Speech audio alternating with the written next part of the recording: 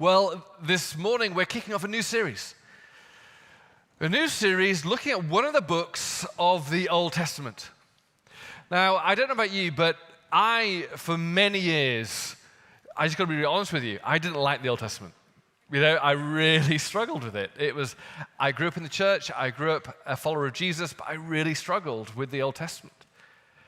You know, I'd start every January trying to read through it, and I'd get to Leviticus, and I'd go, you got to be kidding me. And I'd just fast forward to Matthew's gospel, right? And it was confusing. I didn't know how it related to me. It felt mysterious. It felt awkward. It felt strange. I didn't know how it meshed with the message of Jesus. Sometimes it seemed opposite to the message of Jesus. What are all these wars about? And I would just quickly skip over it until I went to seminary, when I went to learn to be a pastor. I went to pastoral school, where I learned to be a pastor.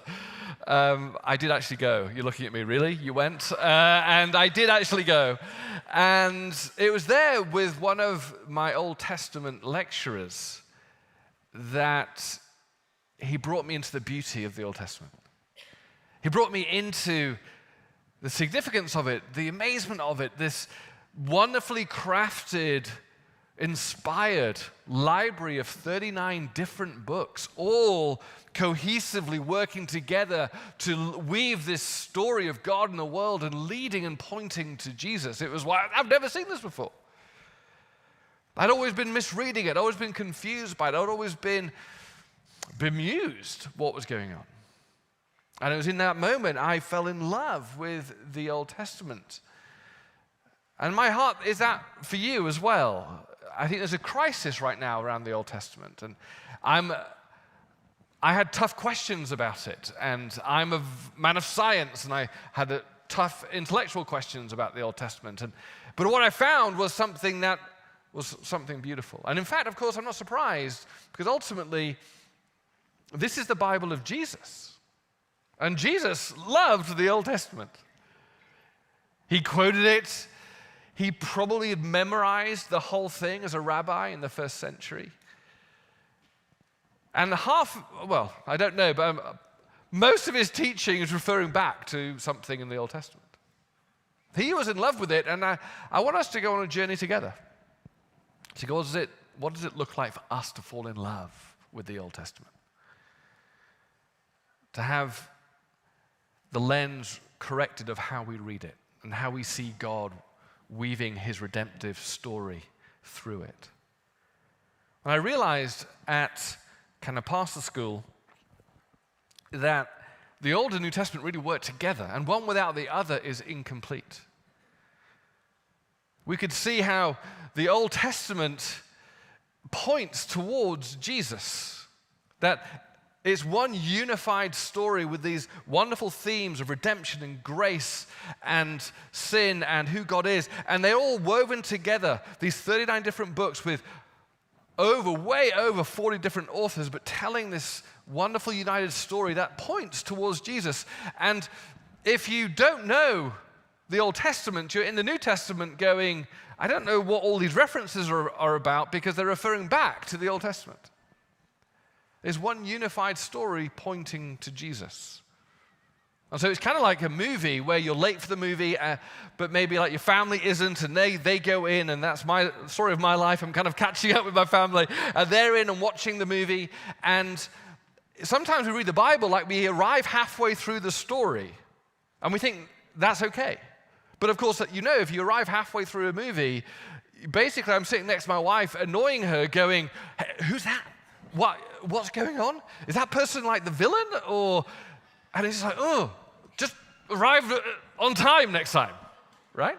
Although my wife's much more gracious than that.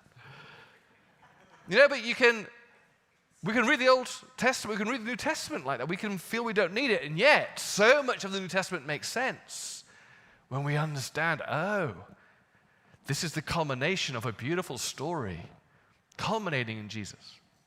We read it pointing toward Jesus.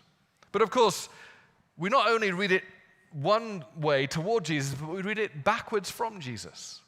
In Luke's gospel, Jesus helps us with a little tip of how to read the Old Testament, where he says to a few people, look, when you read the scriptures, hey, kind of now you know me, you kind of see how it all points towards me, and all those things in the Old Testament you didn't understand there now make sense. And in one way, we read the Bible backwards from Jesus. And it makes sense then of the Old Testament. It's kind of like another type of movie. When you go to a great detective movie like an Agatha Christie, Hercule Poirot, Death on the Nile, or whatever it may be.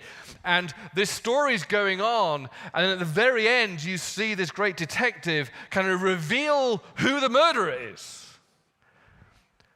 And then people go, well, how did you know? What were the clues? Then he starts to go through. Well, did you notice? Way back when? And starts to go through all the clues. And you watch the movie again, and then you can see, oh my word, I can see it. It's all pointing to the murderer. And in effect, Jesus is saying, once you know who I am, you can reread the Old Testament and you go, oh my word, I can now see it. It's all pointing, this now makes sense. And it's pointing to Jesus. The Old Testament need not be this mysterious, confusing, let's just ignore it and get to Matthew's gospel. In fact, I think I'd like to invite us into a journey of going, what would it look like for us to find the beauty in it as Jesus did? Now, that's why we're going to begin the new year looking at one of the books of the Old Testament for the next 6 weeks. And because I'm the way I am, I chose the shortest book. One of the smallest books of the Old Testament, and then throughout the year we may dive into some other books. But we're not going to go dive into Isaiah right now. We're going to go to the book of Ruth, one of the most beautiful books of the Old Testament. And in that study of the next 6 weeks, I hope to invite us all into the beauty of God's inspired word through the Old Testament. So we're going to begin together. If you have your Bibles, we're going to begin together in verse 1. But can I invite you this week to go away and read the book of Ruth? It's 4 chapters long. And I know in your busy schedule, 4 chapters sounds a lot. It's like 12 and a half minutes. Right? It's 12 and a half minutes. And in fact, we're going to read the whole of the first chapter now. So I'm helping you. It's only going to be 7.5 minutes to read chapters 2 to 4. Okay? So we're going to begin in Ruth chapter 1. In the days when the judges ruled, there was a famine in the land. So a man from Bethlehem in Judah, together with his wife and 2 sons, went to live for a while in the country of Moab. The man's name was Elimelech. His wife's name was Naomi. And the names of his 2 sons were Mahlon and Chilion. They were Ephrathites from Bethlehem, Judah. After they went to Moab and lived there, they went to Moab and lived there. Now Elimelech, Naomi's husband, died.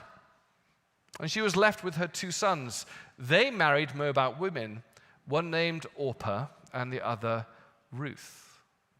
And after they had lived there about 10 years, both Mahlon and Chilion also died.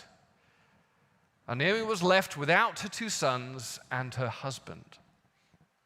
Now when Naomi heard in Moab that the Lord had come to the aid of his people by providing food for them, she and her daughters-in-law prepared to return home from there. With her 2 daughters-in-law, she left the place where she had been living and set out on the road that would take them back to the land of Judah. Then Naomi said to her 2 daughters-in-law, look, go back, each of you. Go back to your mother's home. May the Lord show you kindness as you have shown kindness to your dead husbands and to me. Now may the Lord grant that each of you will find rest in the home of another husband.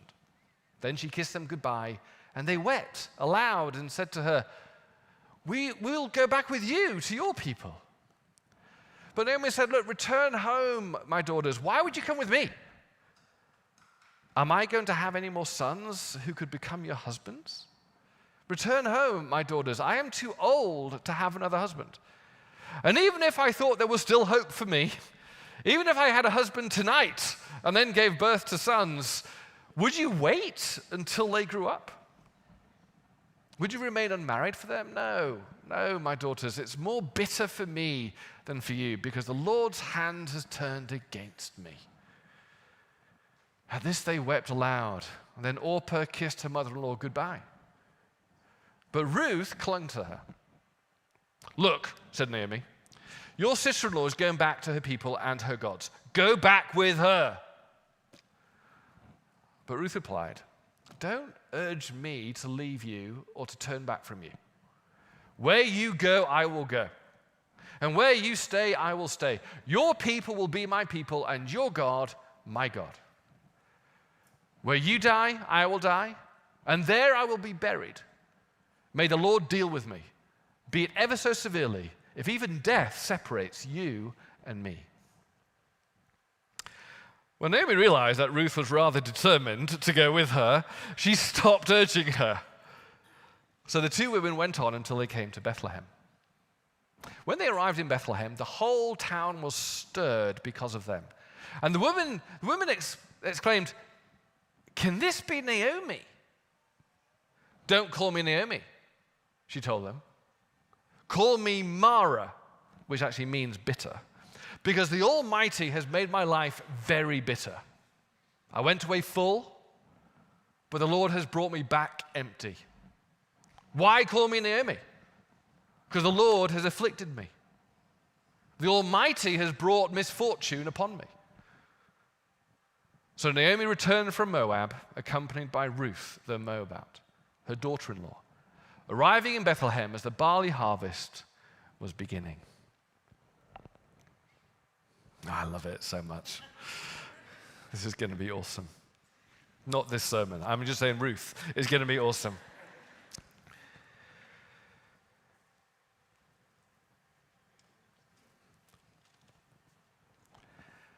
The scene opens in a terrible time.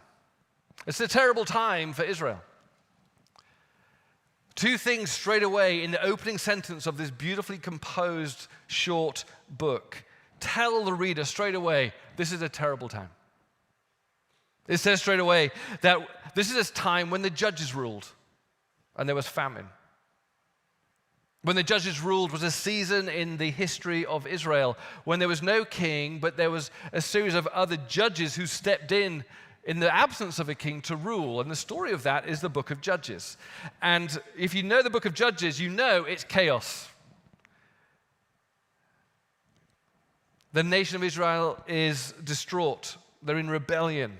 And in fact, there's a refrain going through the book of Judges that summarizes why it's all chaos and why there's immorality everywhere, why it's just destruction everywhere. There's this phrase that keeps on being repeated, which is this, and they did what they thought was right in their own eyes.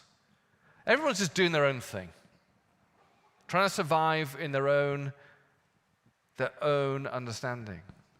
It was chaos. And not only was it chaos, but now a famine had come.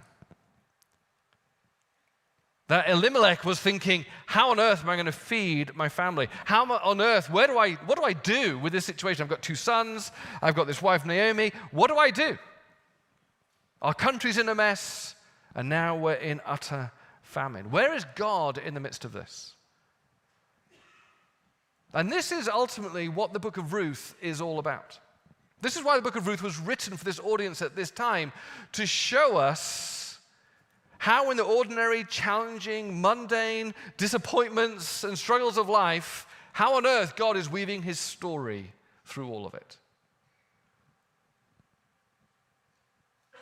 We enter into this tragedy, and the author's going, have you ever faced similar struggles? Do you resonate with this family where you're going, hang on a minute, God, where are you? We didn't expect things to be like this. Where are you in the midst of these challenges, these disappointments? And the book of Ruth invites us into this story, invites us to go, we will face times in the Christian journey where we find ourselves like Elimelech and Naomi. And the whole book of Ruth is written to help shape us. How do we see God weaving his hand through the challenges and disappointments and the famines that we face? What we see straight away is that in the midst of this challenge, in the midst of this famine, in the midst of this disappointment that the author is putting before us, you generally have 2 options. That when you're facing relational challenges, when you're facing disappointments with God, when you're facing unanswered prayers, when you're facing circumstances you didn't expect as a Christian, you've got two options: the way of Elimelech or the way of Naomi. The way of Elimelech or the way of Naomi. You see, the way of Elimelech was tragic. It says straight away that here's a man in the midst of this famine, in the midst of Jerusalem, in the midst of when the judges ruled, that here was a man from Bethlehem, and we expect Bethlehem, people from Bethlehem, we think, well, that's he should be kind of pressing into God, right? He should be the one who's first in the splash zone down the front going, God, come on, and leading the prayer and leading kingdom comes, and come on, rousing the troops to call on God to rescue them from these circumstances. But the shocking thing is, we see that this man does the very opposite. It says, a man from Bethlehem in Judah, together with his wife and his two sons, went to live for a while in the country of Moab. Now, a reader at this time is realizing this is not just a guy going, we need to travel to get some food, because they could have traveled anywhere. They went to Moab. This is not desperation. This is defection. This is going to the arch enemies of the people of God. This is going, you know what, God? I've had enough of you. I've had enough. I don't trust you anymore. I'm getting out of here. And I'm going to the place of our enemies. And this author repeats that this man is called Elimelech, which means my God is king. It's just like the irony of this guy who's supposed to be an upstanding figure of the community, a man of faith and leadership, goes, you know what, I'm out. I'm out. Come on, kids. Come on, Naomi. We're out. I just can't do it anymore. We're going to Moab. And he turns his back on God. So much so, we see that he then goes to Moab, and he renames his sons with Moabite names. Milion and Kilion are not Jewish names. I mean, he has totally rejected God. So disturbed with the circumstances that the way of Elimelech was to step away. We don't know what it was in the interior world of Elimelech that said, you know what, I'm out. That these circumstances landed in a place where he went, I just can't do it anymore. Could have been, I don't know, some family of origin stuff of performance and trying to be a good dad, and he's realizing, hang on a minute, I'm a failure. I can't take care of my sons. I can't feed my family. And he's praying in unanswered prayers, and it's just like, I'm out. There's food over there. I'm going to take things into my own hands. We don't know what it was. It could be that he was disappointed with God, that he was set up to fail, which many people are, with false expectations that, hang on a minute, I thought following God meant I wouldn't endure any suffering. I thought the whole point of this was Jesus is to rescue me from suffering, and why am I here? Hang on a minute, why did my marriage break up? Why did I get the career that I thought that God had said I'd get? Why didn't I get the finances? Why did my business? It's like, hang on a minute, God, you have not delivered. Maybe that's why Elimelech left. We don't know, but what we do know is that he left. The way of Elimelech was the way of countless others before and countless others afterwards to go, you know what? I just don't trust God anymore. I just don't trust he's going to come through. I'm going to take things back into my own hands.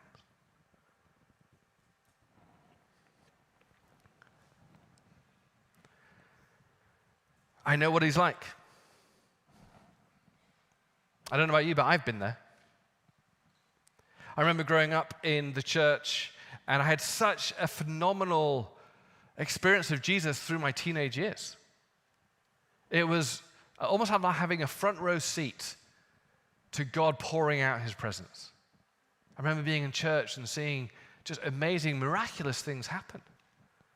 I mean, verifiable, and I was like going, gosh, I got to test this, and it was true. And I remember thinking, this is amazing. This is like, I'm never going to leave Jesus. I'm in forever. And I remember going to college, and I was like running ministries at college. I was kind of running I was running the Christian Union, as it was called. I was so passionate, but then something happened at college and church, which was so tragic and disappointing. And something happened that part me, part others, and whatever it was, it just landed in a place that I got so hurt. I got so disappointed with God. I thought, you've let me down so much after all I've done. I went out on a limb for you, God. And look where I am.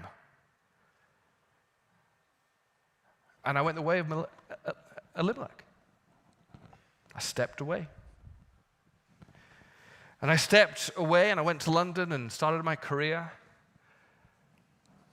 Lived the life I thought, you know what, I'm going to believe what people say, because I don't need God.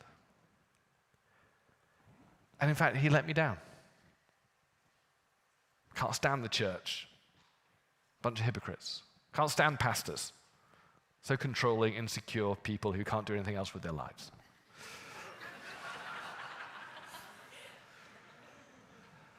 And I lived the life of London. And that's a different conversation. But I know what it's like to get to circumstances where you go, I don't think I can stay.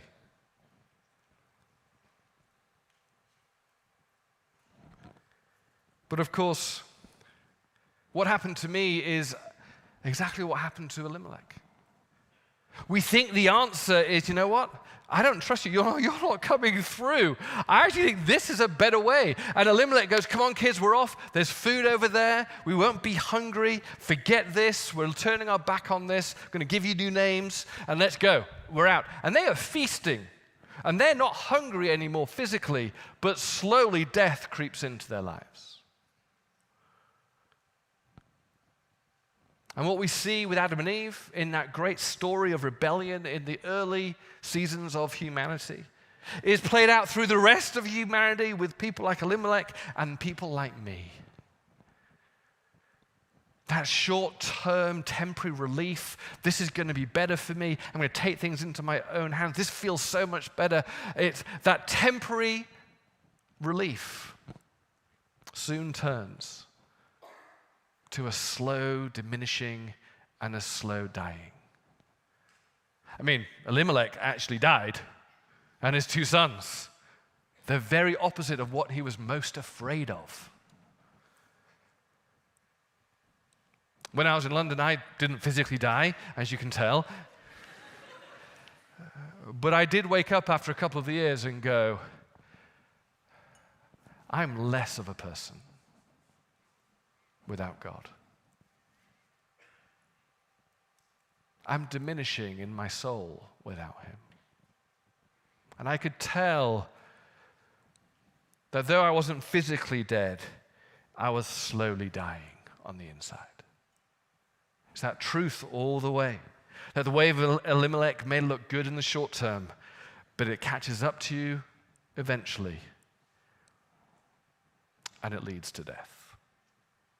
Cut your life off from the source of life. Cut your life off from the source of love. Cut your life off from the source of relationship with a God who loves you. And you may not feel it straight away, but slowly, one little step at a time, and you end up in Moab, and you end up slowly dying. You may be here this morning. You go, you know what? I came to LA so on fire for Jesus, but it hasn't worked out. You know what? And I kind of gave up. Didn't come through. And I went the way of Elimelech. And it's not what I thought it would be. The book of Ruth puts out very clearly this is the way of Elimelech, the way of stepping away from God. But it also shows us another way, the way of Naomi. The way of stepping toward God. You see, Naomi was in an equally tragic position. Even worse, actually, because now she's in a foreign land. She's lost her husband, lost her sons, which is her financial future, with 2 daughters-in-law who are tied to this foreign land, and she's going, I've got nothing. I've got nothing. I don't know which way to go. Where is God in the midst of these trials? Where is God in the midst of these disappointments? And yet, the fascinating thing is if we fast forward, which you'll do this week after 7.5 minutes of reading, you'll see at the very end, something dramatically has happened to Naomi. That something has happened where she's in a foreign land, destitute, alone, and within 7.5 minutes of reading, her famine has turned to harvest, her poverty to prosperity, her barrenness to birth, her grief to joy, from being a foreigner to being back in the family. See, something Naomi did in her bitterness, in her pain, invited the purposes of God into her life. That meant that whatever challenging trial and suffering she was facing, and I would suggest we face, the way of Naomi, stepping back to God, allowed him to transform her world. You see, we know that this is what the author's driving at here because 11 times in this first chapter, there's a repetitive word which is part of how we understand what the author's trying to get at. We don't just read anything into it. We go, what is the author trying to tell us? And 11 times he uses the Hebrew word for turn, to return. And while Elimelech is turning away from God, the refrain constantly is turning back to God, turning back to God. And Naomi, in her bitterness, in her anger, in her confusion, she did one thing that she could do is recognize, I know the way of Elimelech is a dead end. I know the way of stepping away from God just looks good to begin with, but leads to even more suffering. So I don't have all the answers. I don't know what's going to happen. I'm still hurt.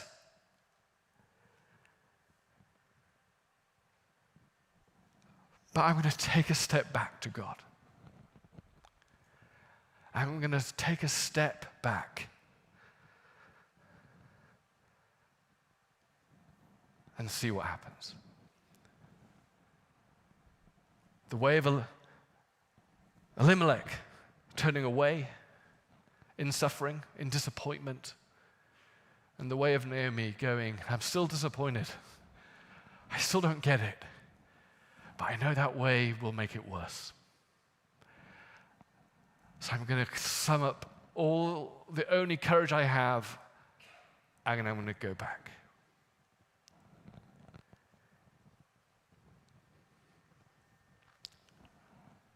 What we see over the next 3 chapters is the power of you taking a step back. The glorious thing, what we'll see over the next few chapters, is God looks at Naomi and sees the way of Elimelech, but looks at Naomi, and she just takes this little step back, and suddenly he starts through her choice, through her faith. We see that God pours into her life redemption and restoration, and it's not the life that she expected. It's not the life that she was hoping for, but it's a life that God says, I will restore, I will renew, and just trust me. In 7.5 minutes, you'll be full of joy.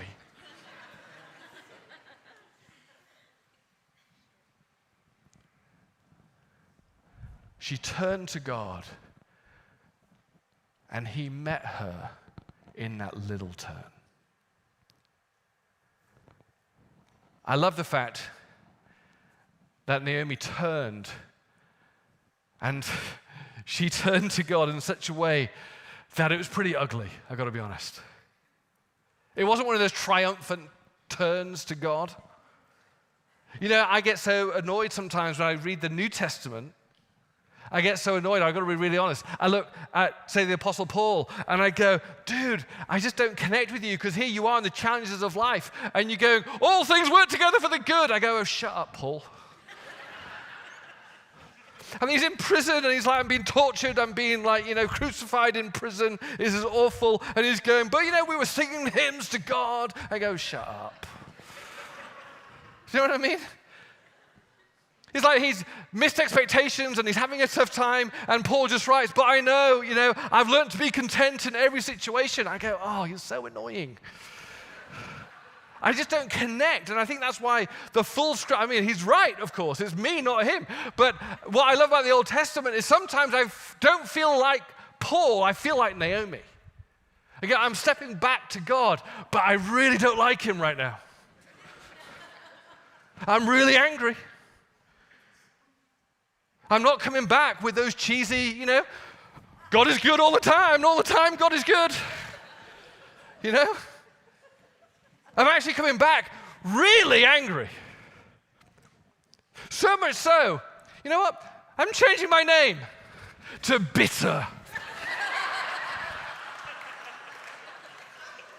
It's like, what?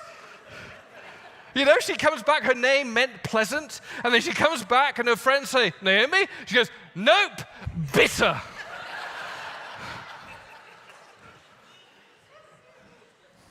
I love the Old Testament. It's like real. It's like we can be real. It's like sometimes the only thing we can do is not turn our frown upside down. It's just show up and go, well, I'm here. That's all I can do.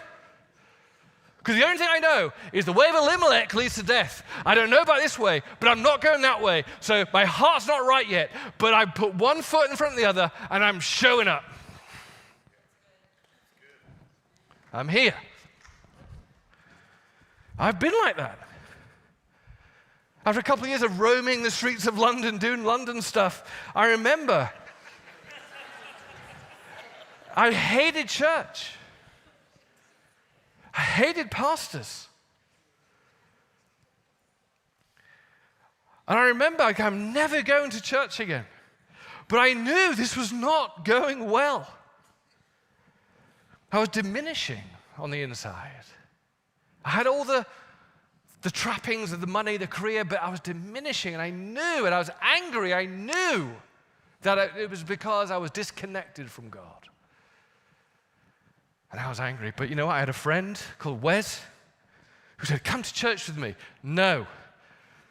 Mate, it's a safe place. No, it's not. There are Christians there. Well, just come. I went, no. Well, come to church. There's good-looking girls there. Oh, okay. And I remember I walked in angry. I walked in really cantankerous. I remember I'm not sitting down here with all these weirdo splash zone keen Christians at the front. I'm going to sit right at the back. I'm not stereotyping you guys on the balcony, right? But I said, I'm going to right at the back. I don't want anybody to talk to me. I don't want any cheesy smiles of God loves you. I don't want any hugs. I don't like being here. But I knew that way leads to death. I'm just going to take one step. I'm going to take one step. It was ugly. But in my life and in Naomi's life, I've learned one thing about faith and taking that step. It's not the amount of our faith that matters, but it's the direction of our faith that matters. It's not the quality of our faith that matters, but it's the quality of the one in whom we put our faith. That's why Jesus says, look, all I'm looking for is a mustard seed. And if you just give me a mustard seed, just give me your 5 loaves and 2 fish. You can be bitter, you can be angry, I can take it. I know what it's like to suffer. Jesus has been there. But just turn your face to me, and I'll take you. I won't take away the sufferings of life They will do eventually, but I will join you in them. And if you just turn to me and trust me, do what you can. Don't worry about what you can't do. Just do what you can, one step at a time. Just show up. Just let me work with your showing up. And believe me, trust me, I will infuse that little step. I will infuse that ugly step, and I will infuse it with my life. And I will breathe new life back into you. It may not be where you thought you'd be. It may not have fulfilled the expectations when you wrote your 10-year plan when you were 19 and moving to LA. But I can guarantee you this. I have come that you might have life and have it to the full. Naomi took that step. As you begin this new year, which way are you turning? We've always got disappointments with God. Disappointments that things aren't working out. Jesus said, we're in a broken world. You will face opposition. You will face tragedy.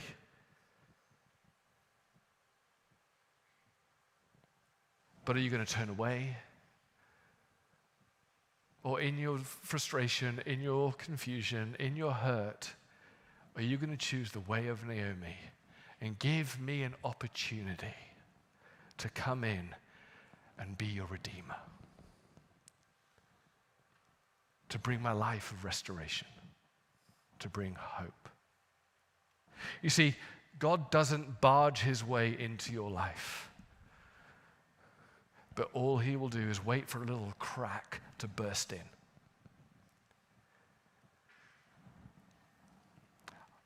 As we end, I'm reminded of this story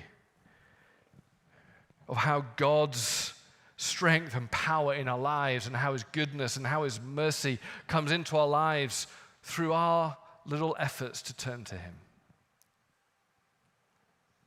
It takes me back to the story when my wife and I lived in Vancouver, Canada. We had 2 girls at the time. We didn't have our son yet, Amy and Naomi. And Amy was only 3, and I was about to mow the lawn, and we lived in kind of Vancouver where it was illegal and immoral and evil to use a gas-powered lawnmower or an electric one. And so it was all about muscle power. So you had to have, in our neighborhood, you had to have a physical rotary lawnmower, which weighed about 400 pounds. And I remember the grass was slightly long, and I had to go, I've got to go out, and it was hot outside. I had to go out and mow the lawn. So I was gearing up to do it, and then I heard a little request from my 3-year-old little daughter in her pink onesie. Hey, Dad, can I mow the lawn with you? You know, like any good dad, I went, no. It's going to take too long. I hate this. You know, you're going to get in the way, you know, and it's going to take 4 hours if you help. I didn't really say that, but that was what was going on in my head. And I knew, you know, I'm getting into trouble if I say no. I'll probably scar her for life. So I went, okay, all right, come on, let's do this. And so she came outside, and there's no way with that obstacle of mowing the lawn with this 400-pound lawnmower that she could move it. No way. And sometimes you're looking at challenges going, I don't know how to overcome this. I don't know. There's nothing I can do to cause my own breakthrough. But I said to Amy, look, I know this looks daunting, right? But you want to mow the lawn with me, so great. Hop on up. And so I said, stand on my feet. Stand on my feet. And kind of reach up to the handlebars. Reach up to this bar. And I said, look, I'm going to put my hands over your hands. And we're going to do this together. And I said, look, I can feel your hands, right? And she's looking at me with her fuzzy hair and pink onesie. It's like, And I go, okay, when you push, I'll push. But if you stop, I'll stop. Because I'm going to limit my power to do this together. And so she said, okay, Dad. And then beneath my hands, I felt her little 3-year-old hands clench and a little push. And behind her push came all of my strength, and we pushed the lawnmower together. And all of a sudden she stopped, and I stopped. I said, we're going to do this together. And so she pushed again. And when she pushed, I pushed. And after about 3 weeks, we went back inside. And she ran inside and said, Mama, we mowed the lawn together. And I go, yes, we did. Yes, we did. See, that's God's sovereign power and love, limiting himself to working with your little step. I'm confused. I can't move this. I don't know where you are, God, but I'm not going the way of Elimelech. I'm going to hang on to the handlebars, and I'm going to trust you that as I still am with you, as I make one step, can't do the whole thing. I don't know if I can even open my Bible, but you know what? I can do one thing. I can do this, and I'm going to trust as I do this, you're going to come through. And many of you right now need to go, you know what? I don't know how we're going to overcome our marriage pain, but we're going to get into therapy together. That's the one thing we can do. I don't know what I'm going to do. I've got so many doubts in my faith, but I don't know. It all seems mysterious. I don't know where God is, but I can do one thing. I can show up to Alpha and see what God does. I'm alone. I don't know where God is. I'm really struggling. I wish people were with me. I'm going to show up to Women's Bible Study. I'm going to go there. We all face these issues. And God, through the way of Naomi, just says, give me your show up. Give me your show up. And we'll go on a journey together. And at the end of that chapter, if you remember, it said Naomi arrived back in Jerusalem just as the harvest was about to begin. If you give me your show up, we're going to find a harvest together. It may not be the harvest you thought, but it's going to be a good harvest. Let's stand together.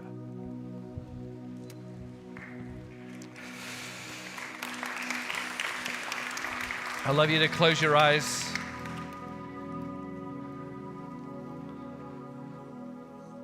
Our prayer team are going to come here now. And I think for some of you, I so empathize with you. You may be here going, yeah, I've almost lost everything, but I'm here.